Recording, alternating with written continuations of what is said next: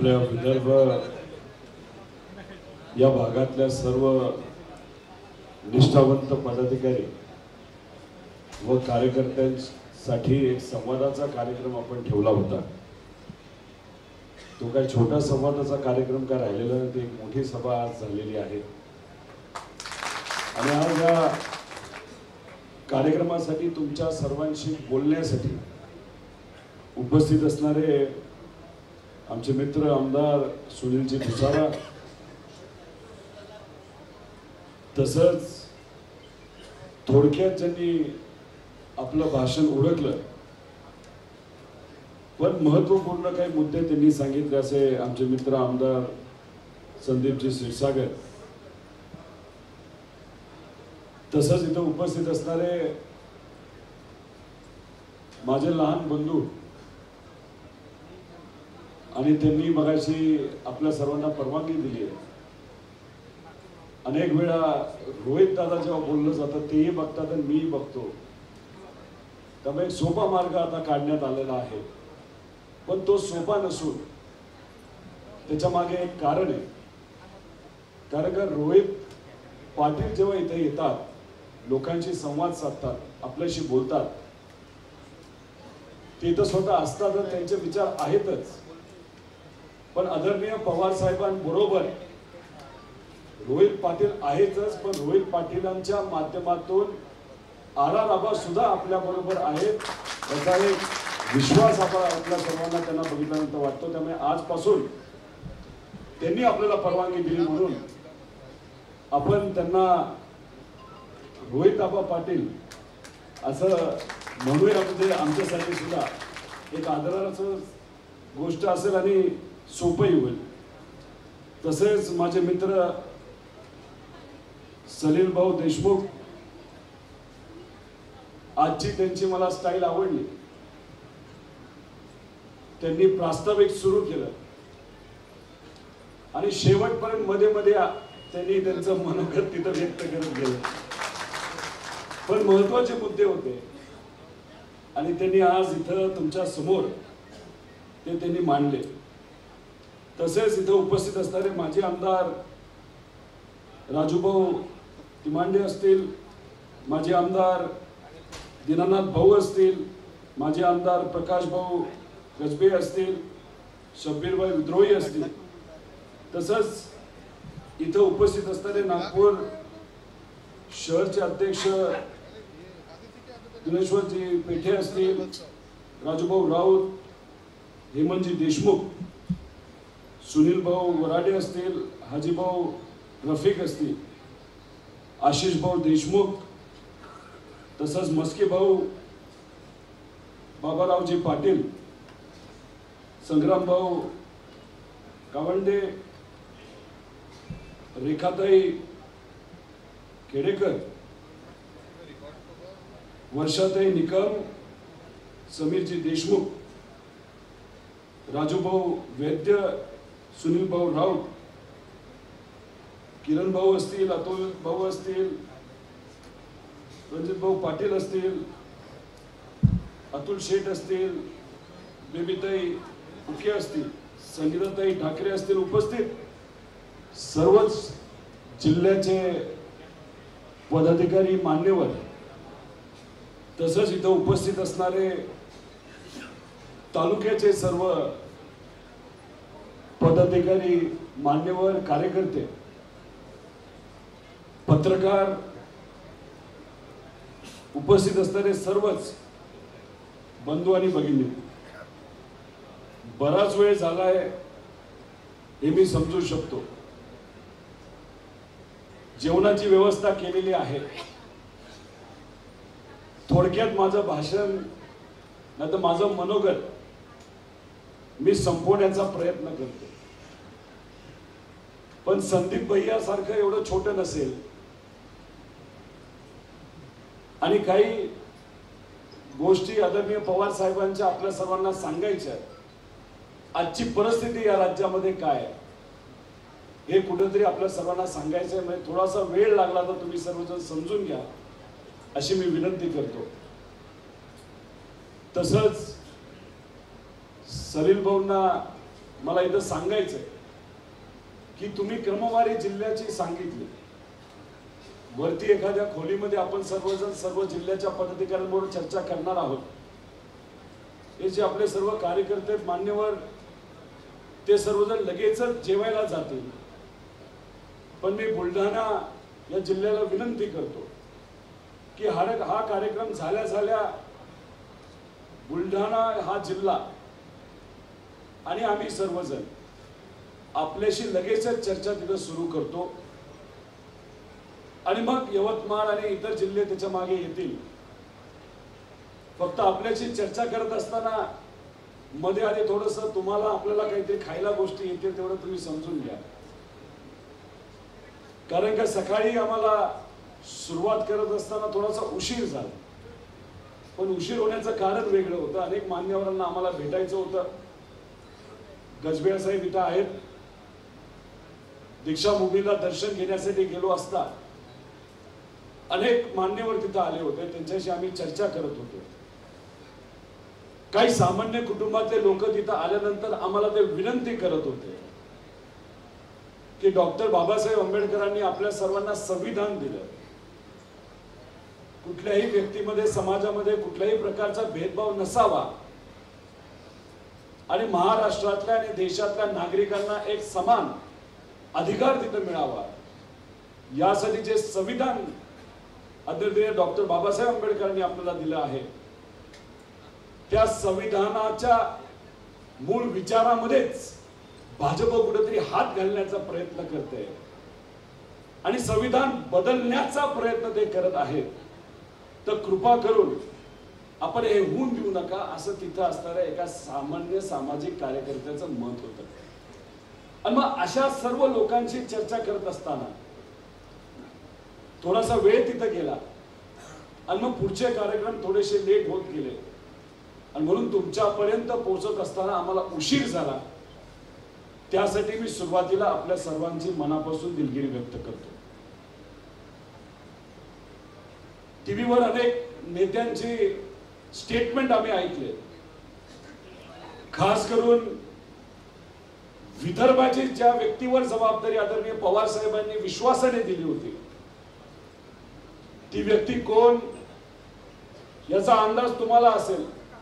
मी नाव सांगण्याच्या आधी तुम्हालाच विचारतो, त्यांचं नाव काय? काय नाव? भाईजी. भाईजी म्हणतात क्या?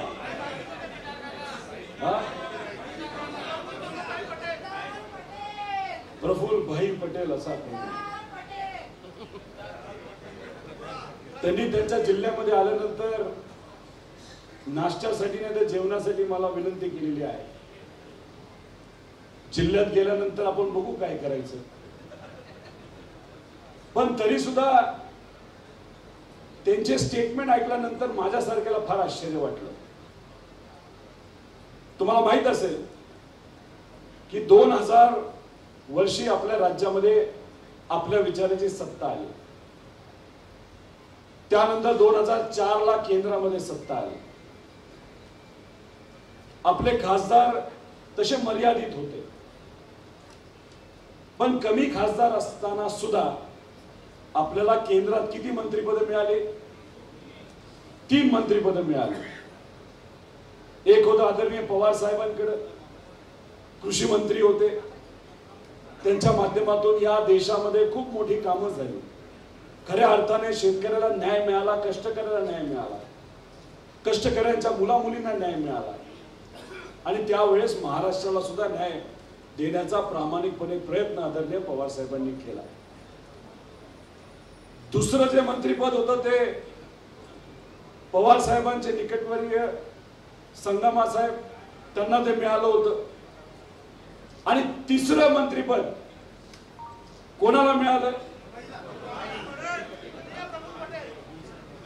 तेव्हा ते लोकातून खासदार झाले होते का नव्हते मला माहित नाही. होते का नव्हते? मग कधी निवडून आले होते ते? 2000 ला. 2000 ला निवडून आले होते लोकातून. आणि 2009 ला नाही, 2009 ला निवडून आले. तेव्हा जेव्हा मंत्री झाले तेव्हा ते लोकसभेतून 2000 ला होते ना, दोनदाच निवडून आले. आणि किती वेळा राज्यसभेवर गेले?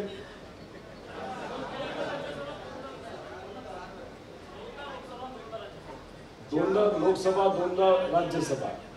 म्हणजे तेव्हा दोनदा राज्यसभा दिली होती तेव्हा लोकसभा ते उभे होते राहिले, हरले होते. म्हणजे लोकातून ते हरले होते तरी सुद्धा पवार साहेबांनी त्यांना संधी कुठे दिली? राज्यसभेवर दिली. बरोबर का नाही? राज्यसभेवर संधी देऊन फक्त संधी दिली का? नाही तर काय दिलं? मंत्रीपद दिलं. आता कमी खासदार असताना सुद्धा त्यांना मंत्रीपद दिलं का नाही दिलं? आता अशा परिस्थितीमध्ये 2004 ला जेव्हा राज्यात आपल्या विचाराची सत्ता आली तेव्हा अनेक राज्याचे आजचे नेते जे आपल्या बरोबर होते पण स्वार्थी राजकारणासाठी नाही तर स्वहितासाठी आता ते पलीकडे गेलेले आहेत विचार सोडून. ते काय म्हणतात की आपल्याकडे जास्त आमदार असताना सुद्धा आपल्याला मुख्यमंत्री पद मिळालं नाही. बरोबर का नाही? आता मला त्या सर्व नेत्यांना असं विचारायचंय की आपले खासदार कमी असताना 3 मंत्रिपद आपण घेतली. त्याच्यामध्ये राज्याला 2 मंत्रिपद होती. त्याच्यामध्ये एक साहेबांकडे होतं, ते आपल्या पक्षाचे प्रमुख आहेत, ते बरोबर आहे ना. मग दुसरं पद प्रफुल्ल पटेल साहेबांना दिलं. आणि राज्यात जास्त नेते आपल्याकडे असल्यामुळे होते का नाही? जास्त नेते होते का नव्हते? मग त्यांना सगळ्यांना पद पाहिजे होते का नव्हते? नाहीतर त्यातली काही लोक रुसत होती. आणि मग अशा परिस्थितीमध्ये पवार साहेबांनी त्या त्या विभागावर न्याय मिळावा, काहीतरी काम चांगलं व्हावं या हेतूतून मुख्यमंत्रीपद हे घेतलं नाही, पण जास्तीत जास्त मंत्रिपद घेतली आणि या सर्व नेत्यांना दिली गेली. पण ही मंत्रिपद घेत असताना त्यावेळेस कुणी नाराजगी व्यक्त केली नाही. खरं तर मुख्यमंत्री पद राष्ट्रवादीला कोणामुळे मिळालं नसेल त्यावेळेस तर केंद्रामध्ये मंत्रिपद मला द्या असे राज्यातले एक नेते जे म्हणत होते म्हणजे प्रफुल्ल पटेल साहेब. तिथं मोठं मंत्रिपद मिळालं म्हणून कदाचित राज्याला राष्ट्रवादीला मुख्यमंत्री पद हे मिळालं नाही. त्यामुळे हे जे काय पतंग उडवत आहे राजकीय पतंग, तुम्हाला वाटेल खरंच पतंग उडवतात का काय? फक्त त्यांना कारण नाही, पलीकडे जाऊन कारण काय द्यायचं? लोकांना कसं सांगायचं की आदरणीय पवार साहेब 60 वर्ष ज्या विचाराच्या विरोधात लढत आहेत म्हणजे प्रतिगामी विचार, आणि ज्या विचाराचं समर्थन करत आहेत म्हणजे पुरोगामी विचार, आणि हाच तो विचार जो शिवशाहू फुले आंबेडकरांनी जपला, हाच तो विचार ज्याला त्यांनी ताकद दिली. या विदर्भ भूमीची एक खासियत आहे, अनेक संत या भूमीतून होऊन गेले, अनेक राजकीय नेते या भूमीला दिले, अनेक सामाजिक नेते या भूमीला दिले, आणि या सर्व लोकांनी कुठला विचार जपला असेल तो आहे पुरोगामी विचार, तो आहे शिवशाहू फुले आंबेडकरांचा विचार. आणि हाच विचार सोडून ते तिकडे गेल्यामुळे आज त्यांना सत्तेत जायचं होतं, आज त्यांना मंत्रीपद पाहिजे होतं, आज त्यांना पुढे 4 पोलीसच्या गाड्या मागे 4 पोलीसच्या गाड्या पाहिजे होत्या, म्हणून हे सगळे गोष्टी सोडून ते तिथे गेले. आणि आज त्यांना कारण द्यायला काही नाही, म्हणून काय कारण देतात की त्यावेळेस मुख्यमंत्री पद आपल्याला मिळालं असतं, आज आपल्याला सत्तेत राहून विकास करायचा आहे आणि म्हणून आम्ही सर्वजण तिथे गेलेलो आहे. मला तुम्ही सर्वांनी सांगा, तुम्ही कार्यकर्ते आहात, निष्ठावंत आहात, विचाराला निष्ठावंत आहात, साहेबांबरोबर तुम्ही सर्वजण राहिला आहात आणि संघर्षाची भूमिका तुम्ही सर्वांनी घेतलेली आहे. जेव्हा हे सर्व नेते आपल्याकडे होते तेव्हा जेव्हा केव्हा आपण भाजपच्या विरोधात आंदोलन केलं ते कशासाठी केलं? पेट्रोल डिझेलचे भाव वाढले तेव्हा आंदोलन केलं होतं का नव्हतं? विदर्भ भागामध्ये कापूस मोठ्या प्रमाणात केला जातो आणि इथं असणाऱ्या शेतकऱ्यावर अनेक वेळा अन्याय हा भाजपच्या काळामध्ये झाला, जेव्हा आपल्या शेतकऱ्याच्या हातामध्ये कापूस होता त्याला रेट मिळत नव्हता आणि काही प्रमाणात रेट मिळायला लागला, म्हणून ऑस्ट्रेलिया मधून कापूस केंद्र सरकारने म्हणजे भाजपने हा इम्पोर्ट केला आणि इथं असणाऱ्या शेतकऱ्यावर अन्याय झाला, तेव्हा आपण विरोध केला होता का नव्हता? जेव्हा केव्हा शेतकऱ्यावर अन्याय झाला, जेव्हा केव्हा आपल्या या विदर्भासाठी महत्वपूर्ण असणारा प्रोजेक्ट एअरबसचा हा इथं न येता विदर्भातल्या युवकांना न्याय न मिळता तो गुजरातला जेव्हा गेला तेव्हा आपण सर्वांनी विरोध केला होता का नव्हता? जेव्हा थोर व्यक्तींच्या विरोधात बोललं गेलं, डॉक्टर बाबासाहेब आंबेडकरांच्या विरोधात बोललं गेलं, छत्रपती शिवाजी महाराजांच्या विरोधात बोललं गेलं, महात्मा फुलेंच्या बद्दल बोललं गेलं, तेव्हा आपण ह्या सगळ्या गोष्टीच्या भाजपच्या विरोधात आपण तिथं मोर्चा काढला होता का नव्हता? आजची काय परिस्थिती हो, हे जे म्हणतात ना विकास विकास, त्यावेळेस ह्या सगळ्या आंदोलनामध्ये आपल्याकडनं पलीकडे गेलेले नेते होते, त्यांची भाषणं आज जर आपण सर्वांनी ऐकली तर सर्व भाषणं हे भाजपच्या विरोधात आहेत. आणि आजची परिस्थिती जर आपण बघितली, आज भाजप बरोबर जाऊन सत्तेत जाऊन काय वेगळं केलं तुम्ही? आज 1000 रुपये कष्टकऱ्याच्या मुला मुलीकडनं तुम्ही स्पर्धा परीक्षेसाठी वसूल करता आहात ना, आता तुम्ही सत्तेमध्ये केला का त्याचा विरोध? आज सुद्धा कापसाची अतिशय वाईट परिस्थिती आहे, केला का त्या बाबतीत काही ते एखादा निर्णय? आज अनेक जिल्ह्यामध्ये दुष्काळाची परिस्थिती आहे, त्या बाबतीत कुठला निर्णय तुम्ही घेतला का? आज लाखो मुलं मुली, ते सुद्धा तुमची मुलं, तुमच्या मुली, कष्ट करायची मुलं मुली आज स्पर्धा परीक्षा देण्याचा प्रयत्न करतायत, कष्ट करतायत, संघर्ष करतायत, तरी सुद्धा तुम्ही काय स्टेटमेंट देताय की आपण भरती करणार नाही, आपण या सगळ्या मुलांना कॉन्ट्रॅक्टवर घेऊ, कॉन्ट्रॅक्टवर. हा तुमचा विकास, हा तुमचा विचार तुम्हाला पटतं का हे सगळं? मग कशासाठी गेलेत पलीकडे? कशासाठी गेलेत? पुढच्यांना कळालं, मागच्यांना कळलं का नाही मला माहित नाही, कशासाठी गेलेत? म्हणजे स्वतःचं हित होतं का नव्हतं? आता तुम्ही भूमिका घेतली, आम्ही भूमिका घेतली, इथं असणारे सर्व जे नेते यांनी भूमिका घेतल्या ना, मग ह्या लोकांनी भूमिका घेतल्यामुळे तुम्हाला वाटतं का यांच्यावर कारवाई होणार नाही?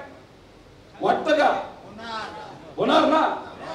अरे आमच्यावर पण कारवाई होणार ना, कदाचित सुरू पण झालेली असेल, कळेलच लवकर तुम्हाला. पण अशा परिस्थितीमध्ये आपण जेव्हा विचाराला पक्क राहतो,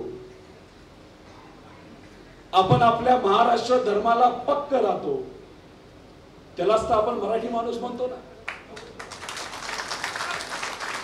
जसं मगाशी अनेक वक्त्यांनी सांगितलं, अनेक वेळा या महाराष्ट्रावर अन्याय हा दिल्लीकरांनी करण्याचा प्रयत्न केला, पण आपला स्वाभिमानी मराठी माणूस कधीही दिल्ली समोर झुकला आणि झुकणारही.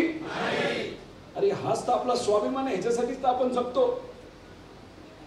तुमच्या घरी येऊन तुमच्याबद्दल नाही तर तुमच्या घरातल्या वरिष्ठांबद्दल जर कोणी काय बोललं, तुम्ही शांत बसणार का?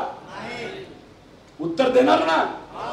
अहो मला अनेक पलीकडे गेलेले नेते म्हणतात, रोहित पवार लय उड्या मारायला लागलाय, आमच्या विरोधात खूप बोलायला लागलाय.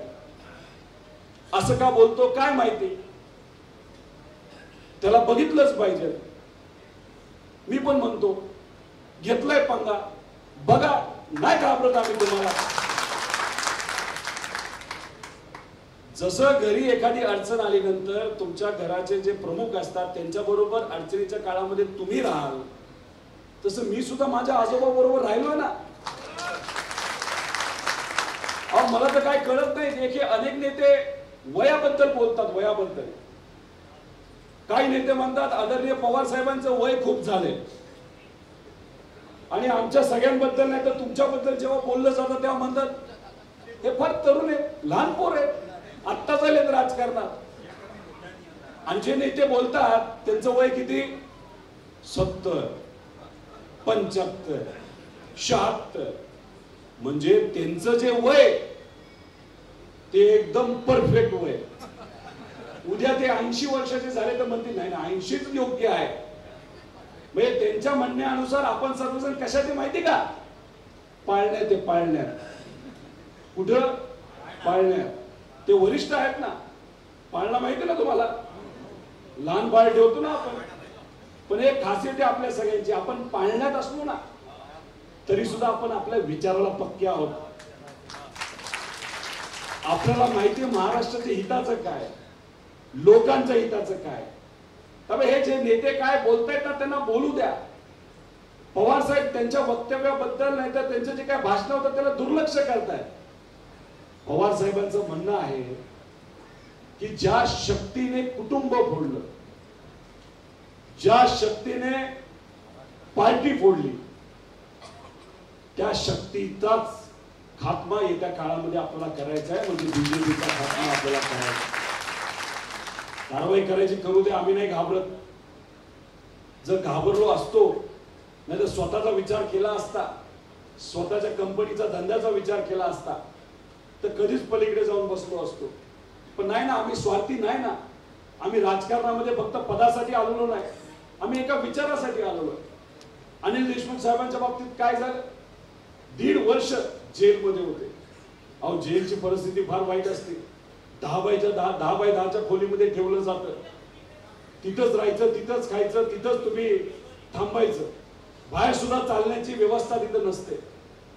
तिथं लाईट सुद्धा जी बाहेरून येते, आपण खिडक्या असतात आपल्या घराला, अशी लाईट नसते. पेपर सुद्धा जो आपल्याकडे येतो सगळ्या राजकीय बातम्या कापल्या जात असतात. नुसत्याची जाळी करून आपल्याकडे पेपर येतो. मग अशा परिस्थितीमध्ये 1.5 वर्ष अनिल देशमुख साहेब तिथं लढले. अनेक लोकांचं मत होतं बाहेर आल्या आल्या ते म्हणतील भाजप जिंदाबाद. केलं का तसं त्यांनी? केली का विचाराबरोबर गद्दारी? नाही ना. त्यांना पण भीती आहे ना. भीती व्यक्तिगत नाही, भीती कुटुंबाबाबतीत वाटते. अहो नातवंडाला सुद्धा सोडलं नाही. नातवंडाला सुद्धा एन्क्वायरी केली, सुनांची एन्क्वायरी केली, मुलांची एन्क्वायरी केली. मुलांवर कारवाई झाल्या, सुनांवर कारवाई झाल्या. आज सुद्धा भारताच्या बाहेर जायचं असेल तर सुनांना बाहेर जाता येत नाही. पासपोर्ट थांबव, हे कर ते कर, असं काहीतरी कारवाई केली जाते. म्हणून काही नेते घाबरतात, म्हणतात नको आपल्यामुळे आपल्या कुटुंबाबरोबर येऊ नका, काही एखादी गोष्ट येऊ नये. अहो हे ईडी वगैरे काय असतं की एखादी गोष्ट दाखवली जाते, FIR केला जातो आणि मग FIR केल्यानंतर असं सांगण्यात येतं की याच्यामध्ये 100 कोटीचा घोटाळा झाला, 200 कोटीचा घोटाळा झाला आणि मग लगेचच त्या नेत्याला ताब्यात घेतलं जातं. आणि मग हा जो काही CBI आणि ईडीचा जो प्रश्न आहे त्याच्यामध्ये जेव्हा पुरावे दिले जातात त्या पुराव्यामध्ये काही असू शकतं, रद्दी सुद्धा असू शकते, तेव्हा कोर्टला तो सगळा पुरावा बघावा लागतो. पण बघण्यासाठी तारीख मिळावी लागते आणि तारीख जर नाही मिळाली तर त्याचे 2 महिने होतात, 3 महिने होतात, 4 महिने होतात. आणि मग 100 कोटीवर 1 कोटीवर जो काही दावा असतो तो 1 कोटीवर येतो, 1 कोटीवर 50 लाखावर येतो, खाली खाली येतो. पण आपल्या जीवनातले 1.5 वर्ष निघून जातात. पण हा जो संघर्ष अनिल देशमुख साहेबांनी केला, संजय राऊत साहेबांनी केला, येत्या काळामध्ये कदाचित तुमच्या आपल्यातल्या अनेक लोकांना तो करावा लागेल. तो करावा लागेल ना. अहो महाराष्ट्राने संघर्ष केलाय म्हणून तर महाराष्ट्र महान आहे. आपण जर संघर्ष केला नसता तर महाराष्ट्राचं हे स्थान नसलं असतं. डॉक्टर बाबासाहेब आंबेडकरांनी संघर्ष केला, छत्रपती शिवाजी महाराजांनी संघर्ष केला, महात्मा फुलेंनी संघर्ष केला, पुण्यश्लोक अहिल्यादेवी होळकरांनी संघर्ष केला. या सगळ्यांनी संघर्ष केल्यामुळे तर आज अभिमानाने आपण सर्वजण जगतोय. आणि हा जो आपला अभिमान आणि स्वाभिमान आहे ना, हाच भाजपला नकोय. भाजपला काय पाहिजे? गुडघ्यावर लोक आले पाहिजे, आम्हाला कृपा करून हे द्या अशी भीक लोकांनी मागितली पाहिजे. हे भाजपचे विचार आहे. त्यामुळे भाजपने कितीही हा प्रयत्न केला तर आम्ही आमचा स्वाभिमान कोणासाठीही तिथं बाजूला ठेवणार नाही. आम्ही आमच्या स्वाभिमानासाठी, आमच्या अभिमानासाठी आम्ही लढणार. आणि हाच तर पवार साहेबांचा विचार आहे हो. तुम्हाला माहिती ना, आदरणीय पवार साहेब अनेक मोठ्या संस्थेमध्ये अध्यक्ष पदावर आहेत. त्यांनी आज जर विचार केला असता की रिटायर व्हायचं तर रिटायर होऊ शकले असते. पण त्यांना माहिती आहे की भाजपची ताकद आज खूप मोठ्या प्रमाणात वाढलेली आहे. अफाट पैसा आहे त्यांच्याकडे आणि दबाव तंत्राचे पण वेगवेगळे माध्यम त्यांच्याकडे आहेत. आणि मग अशा परिस्थितीमध्ये आज राज्यामध्ये जो सगळ्यात मोठा नेता आहे, असा नेता जो महाराष्ट्राच्या कानाकोपऱ्यात पोहोचलेला आहे. तुम्ही विदर्भाच्या कुठल्याही भागात जावा, पश्चिम महाराष्ट्राच्या भागात जावा, खानदेशात जावा, कोकणात जावा, तिथं कुठेही गेला, लोकांना सहजपणे तुम्ही विचारलं आदरणीय पवार साहेबांना तुम्ही ओळखता का, असा कुठलाही माणूस मिळणार नाही जो म्हणेल की नाही आम्ही पवार साहेबांना ओळखत नाही. कारण पवार साहेबांची ताकद ही लोकांची ताकद आहे.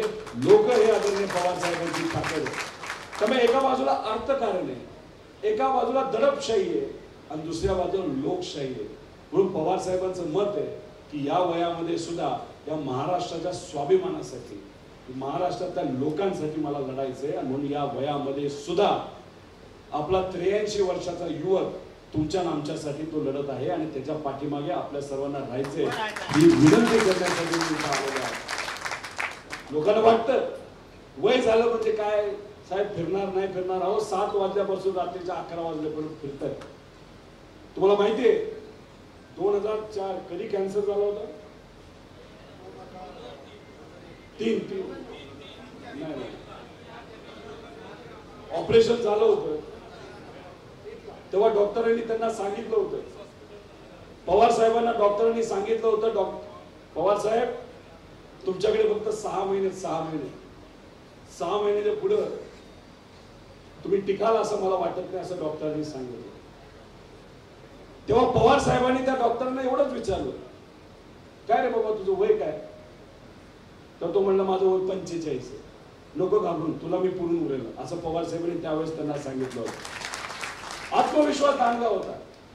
इलेक्शन लागलं होतं, साहेबांना सांगितलं होतं साहेब आता तुमच्या चेहऱ्याची सर्जरी झाली, ऑपरेशन झालंय, कॅन्सरचा जो थोडा भाग आहे तो काढलेला आहे, काही करा कृपा करून 4 महिने तुम्ही हॉस्पिटलच्या बाहेर येऊ नका, तुम्ही घरीच राहा, पण अजिबात फोनवर सुद्धा बोलू नका. तुम्हाला माहिती आहे ऑपरेशन झाल्यानंतर पवार साहेब प्रचारासाठी निघाले होते, बरोबर का नाही?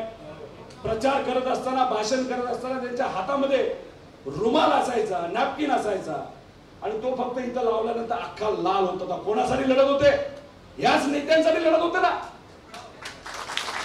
आपल्या विचारासाठी लढत होते. त्यावेळेस का कोणी बोललं नाही? साहेब नका, तुम्ही घरी राहा, हॉस्पिटलमध्ये राहा, आम्ही लढतो. बोललं का कुठला नेता त्यावेळेस? नाही. का? या नेत्यांना सगळ्यांना निवडून यायचं होतं, निवडून येऊन त्यांना सत्ता मिळवायची होती, पद मिळवायची होती. त्यावेळेस कोणी साहेबांना बोललं नाही. 2019ला काय परिस्थिती होती? सगळ्यांचे अभ्यासकांचं आणि विश्लेषकांचं काय मत होतं? 15च्या पुढे सुद्धा आपल्याला आपले आमदार निवडून येत नाही, बरोबर का नाही? किती? 15, जास्तीत जास्त 15. किती आले? 55. काँग्रेसचं पण म्हणलं जात होतं 15 ते 16 जास्तीत जास्त. किती आले? पवार साहेबांची ताकद आहे का नाही? जेव्हा 2000ला राष्ट्रवादी झाली होती तेव्हा कोणाला चिन्ह माहित होतं का? आपलं घड्याळ चिन्ह आहे, घड्याळ. पवार साहेबांनी 5 चिन्ह बदलली. परिस्थिती तशी होती, त्यांना बदलावं लागली.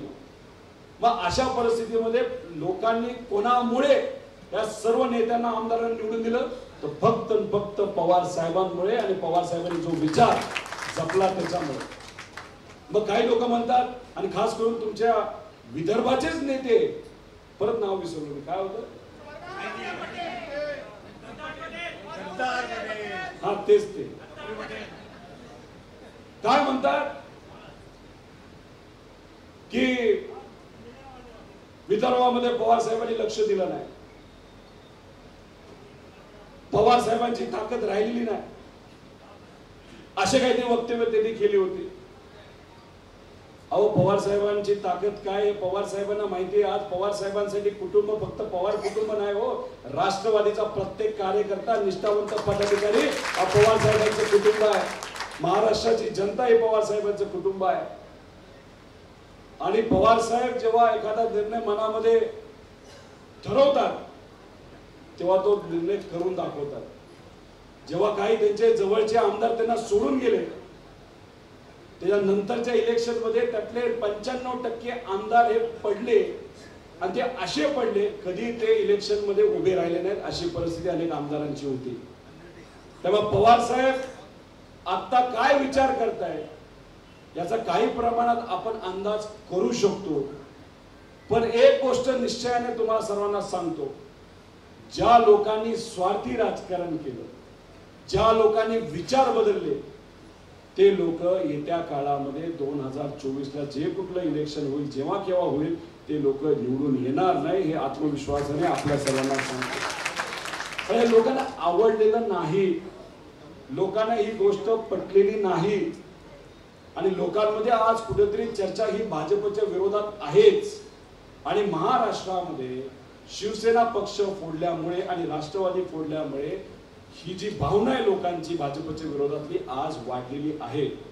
त्यामुळे जे जे कुठले सर्वे केले गेले त्या सर्व सर्वेमध्ये आज भाजपच्या विरोधामध्ये वातावरण दिसतंय.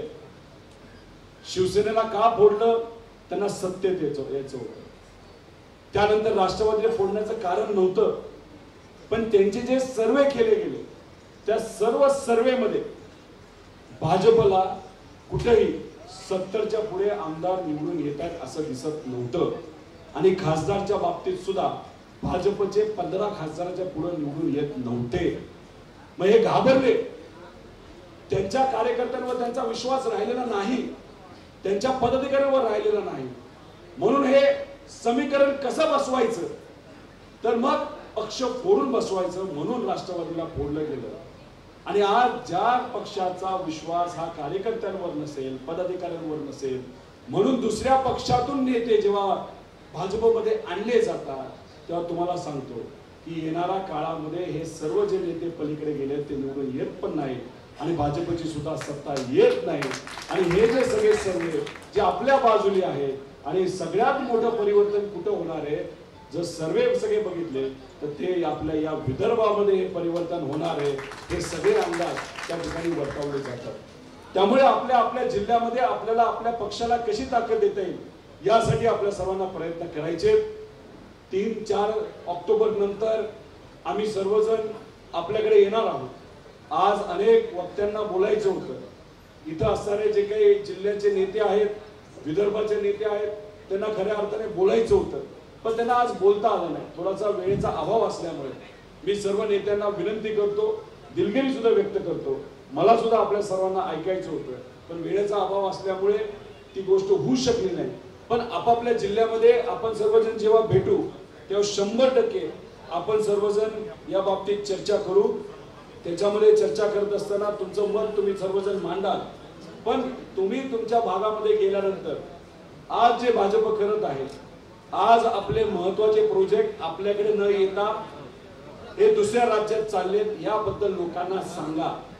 आदिवासी भागातून जे कुठले आपले पदाधिकारी इथं आलेले खास करून त्यांनी समजून घ्या, भाजपचं सरकार हे सर्व छोट्या घटकाच्या विरोधातलं सरकार. खास करून आदिवासी समाजाच्या बाबतीत बोलायचं झालं, आपण आदिवासी का म्हणतो, कारण का त्या जमिनीवर ज्याचा पूर्वीपासूनचा हक्क आहे, आधीपासून जे लोक तिथं वास करतात त्यांचा ज्यांचा हक्क त्या जमिनीवर, त्याला आपण आदिवासी म्हणतो.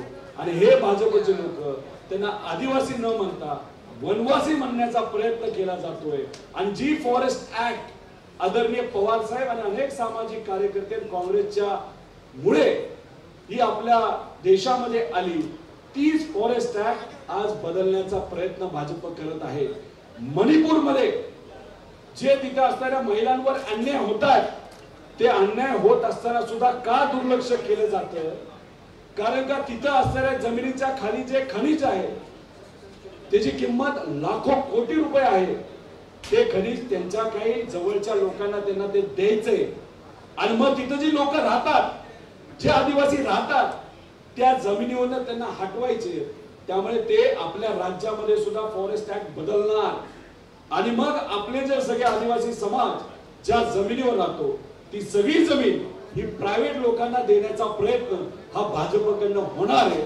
ही गोष्ट तुम्ही सर्वांनी समजून घ्या.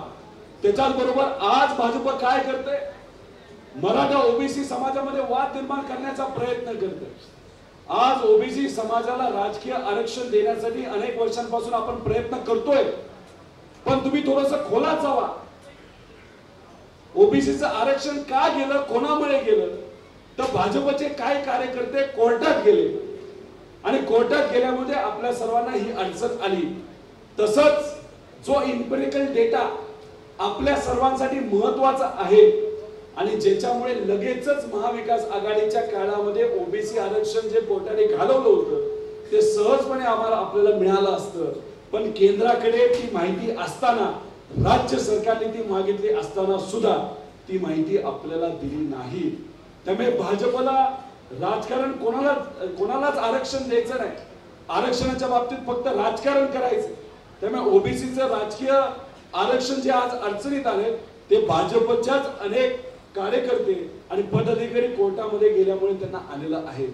तसंच मराठा आरक्षणाचा विषय असेल, धनगर आरक्षणाचा विषय असेल, तर धनगर आरक्षण देत असताना सुद्धा कुठेही दुसऱ्या समाजाच्या आरक्षणाला हात न लावता मराठा, धनगर, लिंगायत, मुस्लिम आरक्षण हे आपल्याला सहजपणे देता येईल. ते कसं, काही वर्षांपूर्वी तुम्ही सर्वांनी पेपरमध्ये वाचलं असेल, टीव्हीवर बघितलं असेल की केंद्र सरकारमध्ये एक छोटीशी घटना दुरुस्ती लोकांच्या हितासाठी करण्यात आली होती. त्याच्यामध्ये 10% EWS कोटा हा पार्लमेंटमध्ये हा विषय आणला, पार्लमेंटमध्ये तो पास झाला आणि 50%च्या पुढं 10% EWS कोटेचं आरक्षण मिळालं होतं. आज आपलं हेच म्हणणं आहे की 5 दिवसानंतर तुम्ही केंद्रामध्ये एक इमर्जन्सी अधिवेशन आणत आहात पार्लमेंटमध्ये, तर राज्य सरकारमध्ये जर धमक असेल, राज्य सरकारकडे जर हिम्मत असेल, तर मराठा आरक्षण, धनगर आरक्षण, तसंच लिंगायत आरक्षण आणि मुस्लिम आरक्षण दुसऱ्या कुठल्याही समाजावर अन्याय न होता तुम्ही ज्या पद्धतीने EWS कोटा दिला तसाच कोटा या येत्या पार्लमेंटमध्ये तुम्हाला करता येईल. पण फक्त तुम्ही करणार का, असा आमच्या सर्वांचा तिथे सवाल आहे. त्यामुळे भाजपला समाजामध्ये वाद निर्माण करण्याचा प्रयत्न ते नेहमी करत आले आहे. हिंदू मुस्लिम असेल, विविध जाती असतील, इतरही सर्व समाजामध्ये वाद निर्माण करून गट निर्माण करायचे आणि त्याचा फायदा हा कुठे ना कुठेतरी तिथं आपापल्या राजकारणासाठी हे करण्याचा प्रयत्न करत आहे.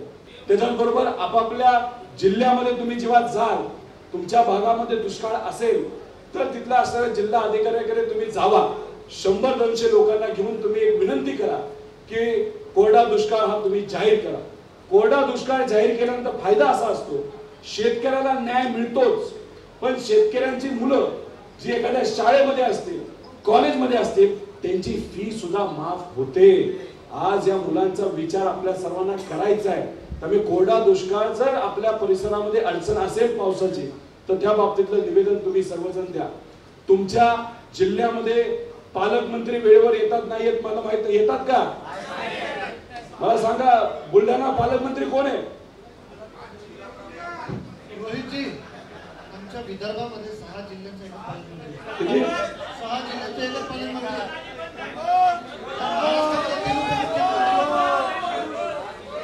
6 जिल्ह्याला एक पालकमंत्री. नागपूर जिल्ह्याचा आहे. मी नागपूर जिल्ह्याचा आहे. या ठिकाणी नागपूर जिल्ह्याचे पण मोठ्या प्रमाणात रहिवासी आहे. दडपशाही होते, पण डीपीसीवर पण दडपशाही. डीपीसीवर झालीच नाही, विचार ना. अहो, बैठक जर डीपीसीची होत नसेल तर अनेक अडचणी येत असतात. छोटे मोठे विषय हे आपल्या सर्वांसाठी प्रलंबित राहतात.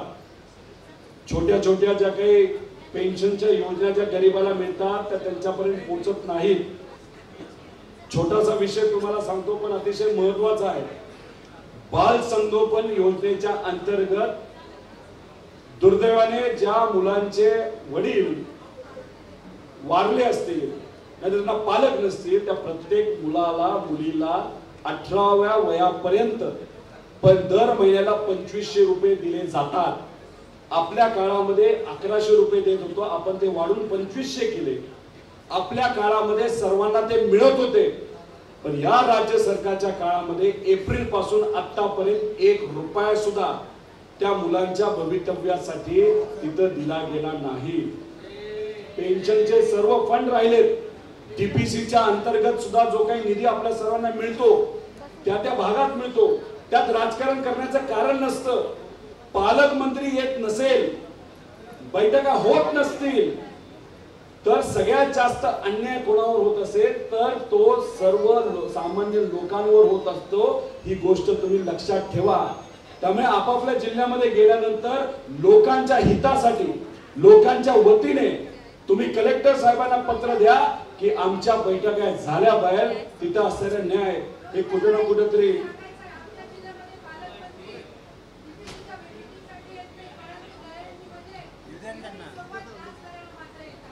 डान्स करायला. हे सरकार सामान्य लोकांच्या छातीवर डान्सच करते, बाकी काय नाही. यांना फक्त पदाचं पडलंय, यांना मंत्री पदाचं. मला तुम्ही सांगा, महाविकास आघाडी सरकार असताना आता हे काय करतात माहिती का? हे जे मंडळाबद्दल बोलतात का, आपला विकास मंडळ माहिती का? ऐकलं का नाही भाषणात? ऐकलं का नाही? समतोल राहावा, सगळ्या भागाचा योग्य असा विकास व्हावा यासाठी विविध भागासाठी वेगळं वेगळं विकासाचं मंडळ आहे. तसं विदर्भात सुद्धा सध्या आहे. हे मंडळ पहिल्यांदा कुणी आणलं सांगा? कुणी आणलं? पवार साहेबांनी आणलं. त्यामुळे पवार साहेबांनी हा विचार केला की सगळ्या भागाचा योग्य असा विकास व्हावा. ही जी MIDC आहे ज्याच्यामध्ये सगळ्यात जास्त प्रकल्प आहे, कुणी आणली MIDC? आता एखाद्या शेतकऱ्यासाठी अख्ख्या राज्यासाठी जर योजना आणली असेल तर आपण कुठे भेदभाव केला का? विदर्भाला ते इतर भाग. महाविकास आघाडी असताना आपल्या विदर्भासाठी किती मंत्री होते सांगा? किती मंत्री होते मोजा? नाही, फक्त राष्ट्रवादीचे नाही, सर्व पक्षाचे मिळून किती होते? किती होते? मोजा की आता तुम्ही मोजायला सांगतोय.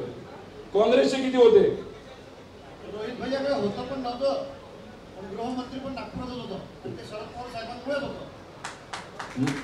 आज 5 मंत्री आहेत, 5. त्यावेळेस माझ्या अंदाजाने काँग्रेस आणि आपण जर पकडलं असेल तर ते 9च्या पुढे कुठेतरी मंत्री होते. किती होते? किती? 13. बघत होतो कोण कोण झोपले. 13 मंत्री होते आणि आज किती आहेत? 5 का 6 आहेत. आणि 5 जिल्ह्याला 1 पालकमंत्री. अरे पालकमंत्र्याचं काय काम असतं? त्या भागाचं पालकत्व घेणं. RR आबा सांगलीचे पालकमंत्रीपद कुठलं घेतलं? त्यांनी निवडलं, गडचिरोलीचं घेतलं. त्यावेळेस काय परिस्थिती होती माहितीये? तुम्ही जर अधिकारी असाल, तुम्ही मंत्री असाल तर तुमचा जीव सुद्धा धोक्यात असू शकत असायचा. पण ते असताना सुद्धा RR आबा तिथं जायचे, मोटरसायकलवर फिरायचे. अनेक चांगल्या योजना या विदर्भ भागासाठी, आदिवासी भागासाठी त्यांनी आणल्या. अरे हिम्मत लागते त्याला, हिम्मत आहे का या सरकारमध्ये? कुठल्या मंत्र्याच्या मनामध्ये हिम्मत? का सगळ्यांना सत्ता पाहिजे आणि नुसती मंत्रीपद पाहिजे? त्यामुळे म्हणून म्हणतो आपापल्या भागामध्ये गेल्यानंतर या बाबतीचा कुठेतरी विचार तुम्ही सर्वजण करावा आणि त्याच्यासाठीच आपल्याला ज्या काही चांगल्या गोष्टी लोकांपर्यंत नेता येईल, विचार नेता येईल यासाठी आपल्याला प्रयत्न करायचे. म्हणून आमची जी काही संवाद, एक सांगतो, हा कार्यक्रम आमचा नाही, हा कार्यक्रम पवार साहेबांचा. पवार साहेबांचा विचार लोकांपर्यंत आहे, पण फक्त आजची जी राजकीय परिस्थिती आहे त्या परिस्थितीमध्ये पवार साहेबांची भूमिका काय हे फक्त आम्ही सर्वजण सांगण्यासाठी तिथे येत असतो. मराठवाड्यामध्ये फिरलो, खानदेशात फिरलो, आता विदर्भामध्ये आम्ही आलो. ज्या ज्या जिल्ह्यामध्ये गेलेलो आहे तिथं खूप मोठ्या प्रमाणात लोकांचा प्रतिसाद मिळालेला आहे. लोक आपल्या बाजूली आहेत, पण फक्त थोडंसं कुठेतरी त्या भागामध्ये, त्या तालुक्यामध्ये आपल्याला प्रेरणा, एक ऊर्जा लोकांच्या आणि कार्यकर्त्याच्या मनामध्ये आणायची. आणि यासाठी आपण कुठेतरी हा कार्यक्रम हातामध्ये गेलेला आहे आणि त्याच्याच बरोबर तुमच्या भागातले लोकल नेते जर पवार साहेबांच्या विरोधात बोलत असतील तर त्या लोकल नेत्याला तोडीसतोड उत्तर देण्याची जबाबदारी आपल्या सगळ्यांची आहे. आता जेव्हा साहेबांवर कुणी बोलत असेल तर आम्ही बोलणार ना. तुमच्यातल्या किती लोकांनी कुठला नवीन पिक्चर आलाय जवान जवान जवान जवान पिक्चर बघितला का? कुणी कुणी बघितला हात वर करा. बर त्यात एक मुलाचा डायलॉग आहे, मुलाबद्दलचा डायलॉग. कोण बोलू शकेल? काय डायलॉग आहे?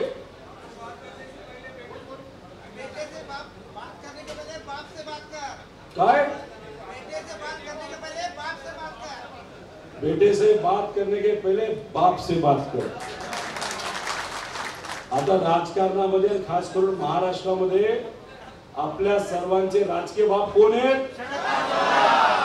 तर तुम्ही जर आमच्या राजकीय बापाबद्दल जर बोलला तर याद राखा पंगा आणि गाठ आमच्या सगळ्यांची आहे आणि आपल्या सगळ्यांची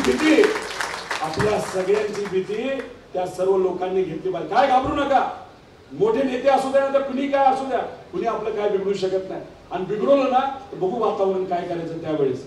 त्यामुळे आज विचाराच्या लढाईमध्ये संघर्ष हा आपल्याला करावा लागेल आणि संघर्ष सोपा नाही. कदाचित डिसेंबर मध्ये लोकसभा इलेक्शन लागतील आणि त्याच्याबरोबरच विधानसभा सुद्धा इलेक्शन होऊ शकतील. पण आज पवार साहेबांची भूमिका आहे की जे लोक आपल्या बरोबर प्रामाणिकपणे राहिले आणि सर्वेमध्ये ज्यांची नावं आपल्याला येत आहेत अशा कार्यकर्त्यांना पदाधिकाऱ्यांना आणि जे नेते प्रामाणिकपणे आपल्या बरोबर राहिले अशा लोकांना येत्या काळामध्ये आपल्याला जिल्हा परिषद असेल, नगरपालिका असेल, महानगरपालिका असेल, तसंच खासदारकी असेल आणि आमदारकीला आपल्याला त्या लोकांना संधी द्यायची असं पवार साहेबांचं म्हणणं आहे. त्यामुळे तुमच्यातल्या अनेक लोकांना येत्या काळामध्ये मला विश्वास आहे की संधी ही या सर्व विविध पदासाठी मिळेल. पण तोपर्यंत आपल्या जिल्ह्यामध्ये वातावरण आपल्याला करायचे. ते करणार का? नक्की का? भूक लागली का? मलाही भूक लागली. त्यामुळे लय भारी वातावरण मी सांगतो तुम्हाला. फक्त लोकांत जावा, लोकांशी बोल, लोक काय बोलतात बघा. अहो मी ज्या ज्या ठिकाणी गेलोय ना मला डायरेक्ट लोक म्हणतात आणि येऊन म्हणतात अहो याच्या आधी तुम्हाला आम्ही कधी मतदान नाही केलं. तो म्हणलं आता का बोलताय? नाही नाही यंदा करणार आहे ना तुम्हाला. मी म्हणलं का? अहो आम्ही भाजपचा कार्यकर्ता नाही तर आजपर्यंत फक्त भाजपचंच बटन दाबले. पण ज्या पद्धतीने भाजप वागतंय ना हा सगळा अहंकार आहे हे आम्हाला काही पटत नाही. कारण का आम्ही भाजपचे कार्यकर्ते हे नंतर मराठी माणसं आम्ही पहिले असं लिहितं महाराष्ट्रातले सांगतात. म्हणून आपण या बाबतीत विचार करा, एकत्रित राहू. अनेक विषय होते, अनेक गोष्टी आहेत, पण आपापल्या जिल्ह्यामध्ये आल्यानंतर नक्कीच त्या गोष्टी बोलू. त्यामुळे हे नेते बिते याचा आता विचार करायचा नाही. आता आपल्या लोकांचा विचार करायचा. आपल्या तालुक्यामध्ये जिल्ह्यामध्ये ज्या ज्या कुठल्या अडचणी आहेत त्या एकत्रित जिल्हा अध्यक्ष म्हणून पदाधिकारी म्हणून तुम्ही एक पत्र त्या त्या अधिकाऱ्यांना लवकरात लवकर तिथं द्या. 4 तारखेनंतर आल्यानंतर आम्ही तुमच्या जिल्ह्यामध्ये जेव्हा येऊ सकाळी एक जिल्हा आम्ही करू, संध्याकाळी एक जिल्हा आम्ही घेणार आहोत. मध्ये थोडस सगळ्यांचीच इच्छा असते की आपण यांच्या घरी त्यांच्या घरी जाऊ, पण सगळ्यांच्याच घरी जायचं आम्हाला असतं आणि सगळ्यांच्याच घरी जाण्याचा प्रयत्न आम्ही केला तर आपला कार्यक्रमच होणार नाही. त्यामुळे यंदा संघटना आपल्याला जास्त महत्वाची आहे. त्यामुळे त्या संघटनेवर आपल्या सर्वांना लक्ष द्यायचंय. जिल्ह्याचं नियोजन योग्य पद्धतीने करा. आपापल्या जिल्ह्यामध्ये गेल्यानंतर पुढच्या 2 दिवसामध्ये आपल्या जिल्हा अध्यक्षांना आम्ही एक प्रोग्राम देऊ आणि तो प्रोग्राम दिल्यानंतर तो प्रोग्राम तालुका अध्यक्ष आणि कार्यकर्ते म्हणून तुमच्याकडे येईल आणि मग तशा पद्धतीने लोकांची यादी आपण सर्वजण करा. आपण आपल्या या राज्यामध्ये एक सोशल मीडियाचं सेल निर्माण केलं. काही दिवसांपूर्वी इथे एक बैठक सुद्धा झाली. त्याचे अध्यक्ष हे आदरणीय पवार साहेबांच्या विचाराचे, शिवशाहू फुले आंबेडकरांच्या विचाराचे कार्यकर्ते आहेत जे या विचारासाठी जेलमध्ये 2-3 महिने राहिलेले आणि ते आता आपल्या सोशल मीडियाचे अध्यक्ष झालेले आहेत. त्यामुळे ही लोक आपल्या बरोबर आहेत. आशिष देशमुख साहेब आहेत. आता आशिष देशमुख साहेब तुम्ही लीगलचे प्रमुख आहात. मला या लोकांच्या समोर तुम्ही सांगावं या लोकांवर सोशल मीडियासाठी नाही तर एका आंदोलनासाठी जर कारवाई झाली तर त्यासाठी तुम्ही यांच्या पाठीमागे ताकदीने उभं राहणार का? आणि पवार साहेबांनी अजून एक संदेश दिलाय की चांगल्या विचारासाठी लोकांच्या हितासाठी जर तुम्ही लढत असाल तुमच्यावर जर उगाचच कुणी कारवाई केली तर आम्ही सोडावं, आदरणीय पवार साहेब तुमच्या बरोबर आहेत असा संदेश त्यांनी तुम्हाला त्या ठिकाणी दिलेला आहे. तर हे एक मोठी लढाई आहे, ही विचाराची लढाई आहे. येत्या 2024 ला या देशामध्ये एक क्रांती होणार आहे आणि सगळ्यात मोठी क्रांती कुठं होणार आहे, त्या महाराष्ट्रामध्ये होणार आहे. आणि त्या क्रांतीचे जनक कोण असणार आहे, ते आपल्या या महाराष्ट्रातली युवा पिढी असणार आहे. आणि त्या युवा पिढी बरोबर कोण लढणार आहे, आदरणीय पवार साहेब लढणार आहेत. आपण सर्वजण लढणार आहेत. या लढ्याच्यासाठी तयार राहा, या विचारासाठी तयार राहा. सोशल मीडियावर कुठेही हे फालतू लोक काही बातम्या पसरवत आहेत, त्याला उत्तर तुम्ही सोशल मीडियावर द्या. सोशल मीडियावर तुम्ही ऍक्टिव्ह व्हा. जिथं कुठं आपल्या साहेबांबद्दल, आपल्या एका विचाराबद्दल लोक विरोधात बोलत असतील तर तिथे तुम्ही ऍक्टिव्ह व्हा. एवढंच या ठिकाणी आपल्या सर्वांना सांगतो. आपापल्या जिल्ह्यामध्ये आल्यानंतर तुमच्याशी परत एकदा संवाद साधण्यासाठी आम्ही सर्वजण येऊ, एवढंच या ठिकाणी सांगतोय. जाता जाता लढायचे ना, ज्याला लढायचं नाही त्यांनी हात वर करा. ज्यांना लढायचं त्यांनी हात वर करा. ज्यांनी ज्यांनी हात वर नाही केले त्यांचे फोटो काढा बरं. पण फक्त लढायचंय का? फक्त लढायचंय का जिंकायचंय? लढायचं आणि लढायचं आणि एक गोष्ट, महाराष्ट्रातला स्वाभिमानी नागरिक दिल्ली समोर लढायचं, जिंकायचं, एवढंच या ठिकाणी सांगतो. थांबतो. जय हिंद, जय महाराष्ट्र, जय राष्ट्रवादी आणि जय विदर्भ.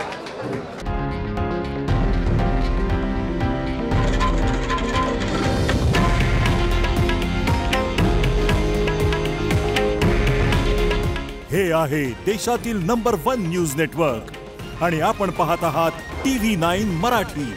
काळजी तुमची, हित महाराष्ट्राचं.